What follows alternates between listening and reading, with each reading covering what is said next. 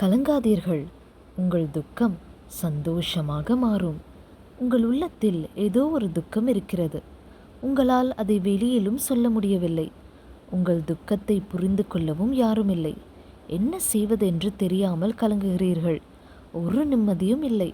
சந்தோஷமாக இருக்கவும் முடியவில்லை.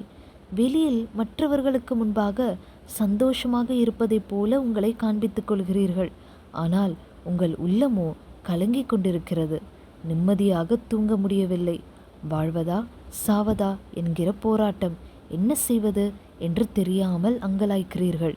உங்களை உண்டாக்கிய ஆண்டவர் உங்களோடு பேசுகிறார். என் மகனே, என் மகளே, கலங்காதே, உன் துக்கம் சந்தோஷமாக மாறும் என்று சொல்கிறார். உங்களை துக்கப்படுத்துகிற காரியம் என்ன? வியாதியின் வேதனையா? பிசாசின் போராட்டமா? வறுமையா? கடன் பிரச்சனையா? நிந்தையா? அவமானமா? நஷ்டங்களா? இழப்புகளா? குடும்பத்தில் சமாதானம் இல்லையா? உங்களோடு தான் ஆண்டவர் பேசுகிறார். உங்கள் துக்கம் சந்தோஷமாக மாறும். யோவான் 16வது அதிகாரம் 20வது வசனம் என்று உங்களுக்கு வாக்கு கொடுக்கிறார். யார் இந்த ஆண்டவர் என்று எண்ணுகிறீர்களா? அவர்தான் இந்த வானத்தையும் பூமியையும் உண்டாக்கியவர். அவர்தான் உங்களையும் என்னையும் சிருஷ்டித்தவர். மனிதனுடைய துக்கத்தை சந்தோஷமாக மாற்ற அவர் ஒரு மனிதனாக அவதரித்தார்.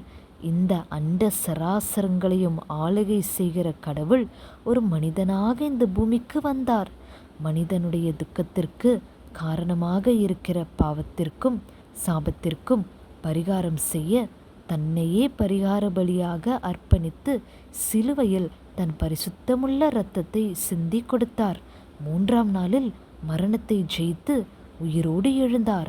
அவர் சதா காலமும் உயிரோடு இருக்கிறவர். அவர்தான் ஆண்டவராகிய இயேசு கிறிஸ்து. அவர் யாரையும் மதமாற்ற வரவில்லை. மதம் மாறுங்கள் என்று சொல்லவும் இல்லை. மனிதனுடைய துக்கத்தை சந்தோஷமாக மாற்றுவதற்காகவே நம்மை போல ஒரு மனிதனாக அவதரித்து மனிதனுடைய பாவ சாப தோஷங்களை மாற்ற சிலுவையிலே பரிகாரத்தை உண்டாக்கினார். உங்கள் துக்கத்தை சந்தோஷமாக மாற்ற அவரால் தான் முடியும். நம்முடைய பாவங்களை மன்னிக்க இயேசு கிறிஸ்து நம்முடைய பாவங்களை சிலுவையிலே சுமந்து தீர்த்தார். 1 பேதுரு 2வது அதிகாரம் 24வது வசனம்.